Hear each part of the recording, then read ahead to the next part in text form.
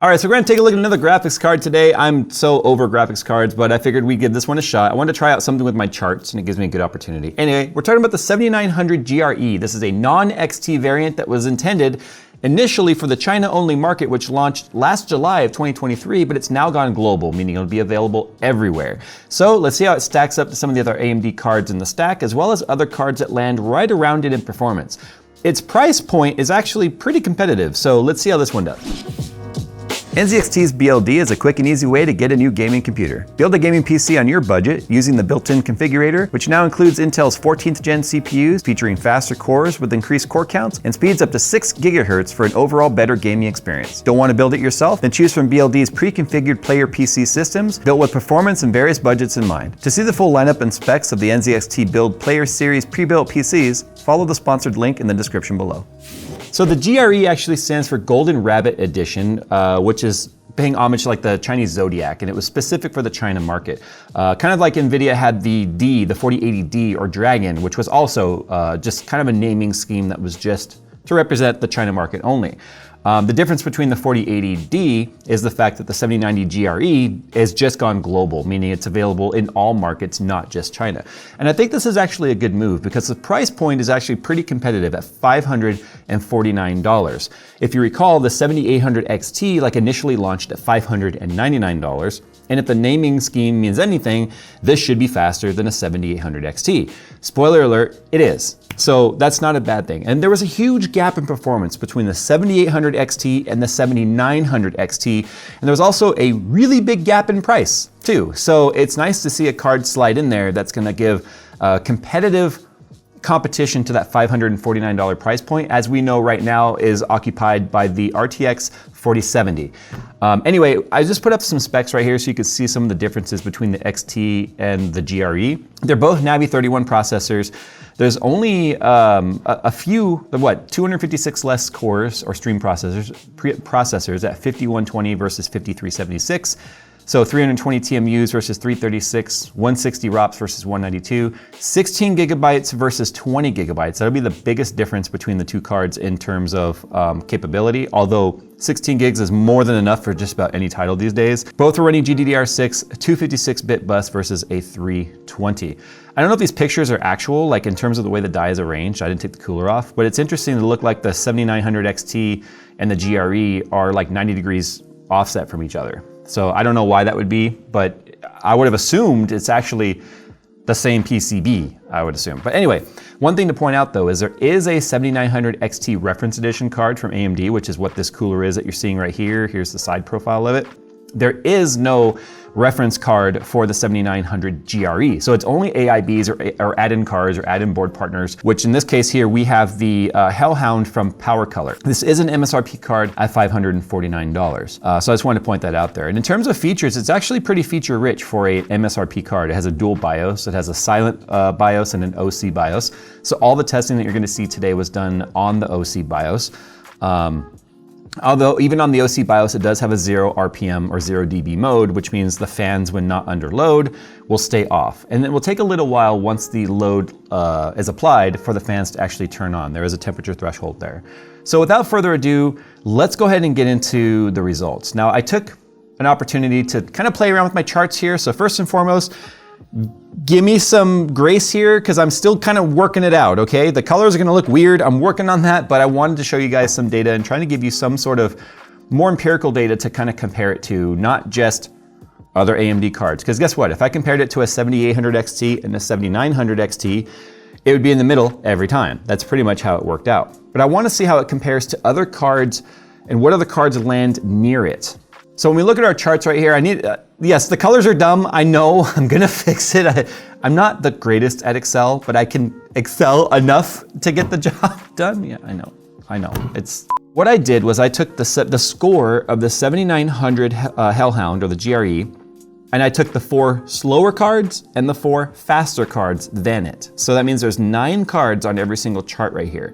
Now those 9 cards, the only one that's gonna be guaranteed to be on every chart is gonna be the Hellhound. Because what I did is I took that span of 9 cards with the Hellhound in the middle, just to show you in that particular test, in that resolution, what cards are landing near it. So as you can see right here in the orange/purple, magenta, pink, sorry Phil, Phil is red-green colorblind. It's so a color. It's a color compared to the others. I apologize. Also for anyone red-green colorblind. Also too, the 7900 will always be right in the middle if you're curious.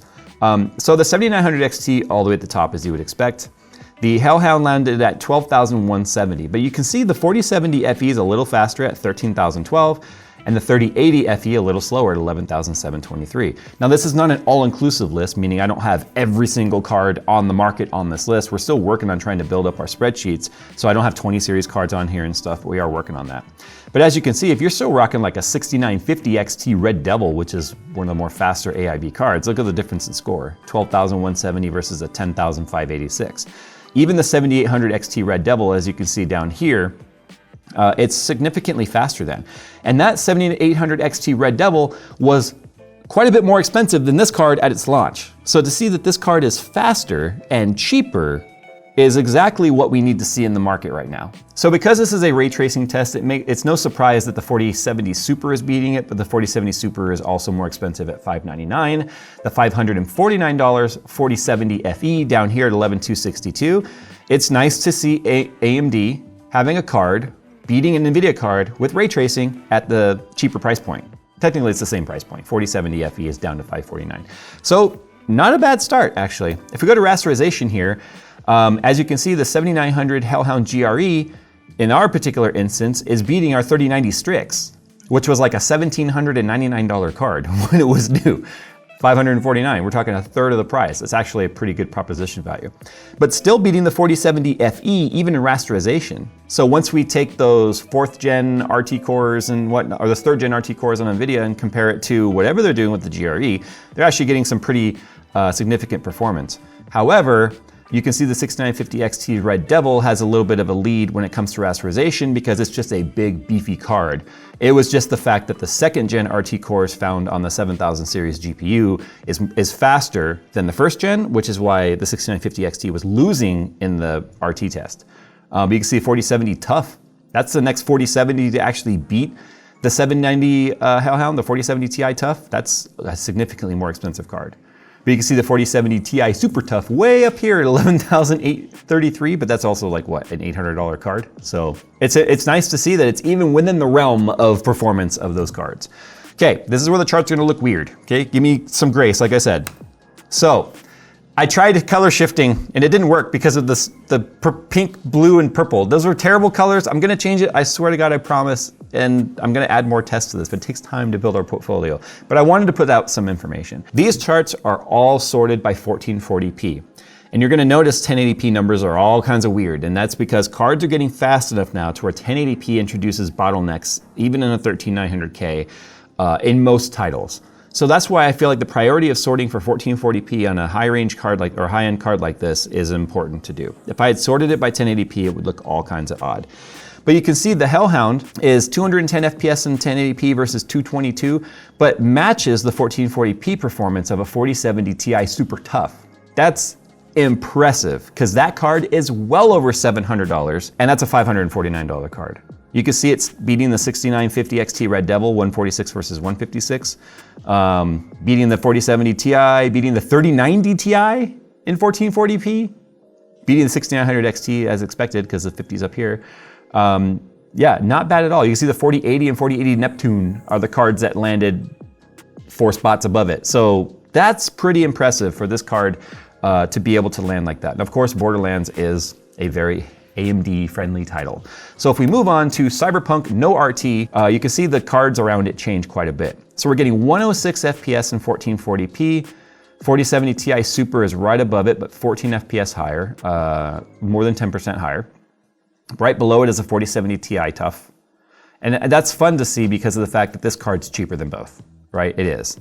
And you can see right here, the 7800 XT Red Devil is down below it, as you'd expect, 2 cards down, 2 cards up, the 7900 XT. And you're gonna notice that theme throughout all these charts, which means that it's obviously been, I don't wanna say neutered, it's not the right word. It's just, its price to performance is aggressive, which is actually really good. So moving on, Cyberpunk, once we turn on RT, as you can see, those 30 series cards and stuff really start to catch up, right? So we got 34 FPS in 1440p. Remember, no DLSS, no FSR, this is just raw horsepower doing the ray tracing for us. So I didn't want to have any of the software or AI aspects of the card affect the way the performance looks, although Phil did an amazing video talking about how a lot of the latest DLSS 3 and FSR stuff and the fluid motion gaming really kind of plays in with these cards. And those are technologies that you're getting with the card that you really should consider when it comes to your purchasing. So I highly recommend going and checking out that video if you want to learn more about what AMD is doing to try and compete with DLSS 3. But moving on, you can see it's 5 FPS behind the 3080 FE, and it is 4 FPS ahead of the 3070 Ti FE. And then the 7800 XT Red Devil is way down here, and the 7900 XT is way up there. So it lands exactly where you'd expect. Once we turn on or turn off RT and go into Shadow of the Tomb Raider, you kind of got to ignore the 1080p numbers here because of the fact that we're still updating our tests. Since our spreadsheet started, they lifted like the engine cap because of bottlenecks and stuff. So some of these cards, for instance, are still being neutered by the old cap, and some are showing the new cap. So 1080p, completely ignore those numbers on this chart. It's just because they're on the Excel spreadsheet is why they're showing up. But sorted by 1440p, you can see it's actually losing slightly to the 6950 XT Red Devil. Can't really explain that one. It's just some of the engines prefer certain architectures. I don't know how to explain it. But it's beating the 3090 Strix again, which is a fun story to talk about, a third of the price, right? It's beating the 3080 Ti, it's beating the 6900 XT, it's beating the 4070 FE, right? At the same price by a good margin, 163 versus 179. And then it's only losing to the 3090 Ti by 6 FPS. 4070 Super is 10 FPS higher. And then the 4070 Ti Tough 204, this is one of those ones that's like, yeah, so you'll notice sometimes we see a 4070 Ti Super, sometimes we don't. Again, it depends on the way the card's landed within the zone of the card that we're working at. So if you don't like this method at which I'm doing it, let me know. I'll try and adjust the charts to kind of give data that means more sense to you, but I'm trying to show you guys just, if I drew a circle around this card, what lands in that circle, and that's what I'm trying to demonstrate here. So Shadow of the Tomb Raider, once you turn on RT, again, 1080p numbers, ignore those. It's all weirdness with this title right now with our charts, but you can see it's beating the 3080 Ti FE. Put that in perspective, if you bought that card when it launched during the GPU shortage back in like 2021, technically, when that card came out, you paid at least what, $1,300 for that card? At the bare minimum, if you found it for MSRP, that makes this card just over 2/3 of the price of or just over 1/3 of the price of that card. So that should put that in perspective, right?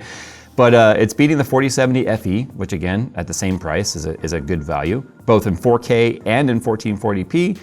And then it's 1 FPS off from our Strix, right? And then 3090 Ti is up a few FPS, like 14 FPS, and that as the cards go up, like the 4070 Super, the spread is what you'd expect it to be based on the price of these cards.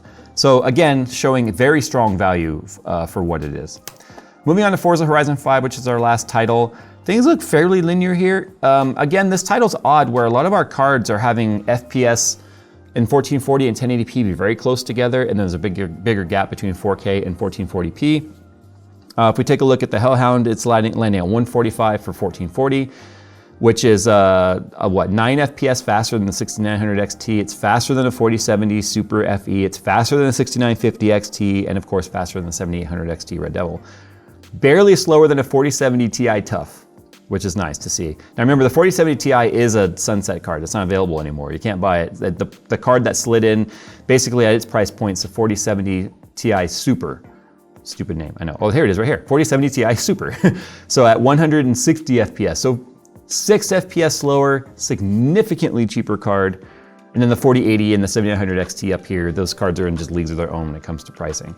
So as you can see, the 7900 GRE, although people are just jaded and really don't care about graphics cards anymore these days, it is something that you owe it to consider if you're shopping for a graphics card around the $500 to $550 price point. Because if you're shopping the $549 to $599 price point, the only thing AMD had to offer was the 7800 XT, which was being completely destroyed by the 4070 Super. So now that we're seeing a card that's cheaper and like really competing with those cards, it's just a nice alternative to always having to consider an NVIDIA card. Anyway, I'm glad that they brought this one to a complete global market, because it would suck to have such a good value card only exist in one region that wouldn't be available anywhere else in the world. So there you go, guys. The 7900 GRE, something that's worth considering if you're in that price point and you just are done giving the green to the green, if that makes sense. All right, guys, thanks for watching. Please give me feedback on our charts. I know they suck. I just don't know exactly how you want me to present the data. We're trying to build bigger charts. We're going to be adding more titles, more modern titles in there to really see how things perform. So I need title suggestions, and I also need some chart suggestions. It's just, there's so many ways we can present data. I get lost in it. And you know me, I'm not a data snob. I want to present the data to you that matters, but I don't know what that looks like. So help me. I actually have an AI script I can run that will read every single comment in this video and will give me like the top 5 answers that people have been giving. So I can actually see the general population's response to this, and I can respond to that in our future videos. All right, guys, thanks for watching. As always, I'll see you in the next one.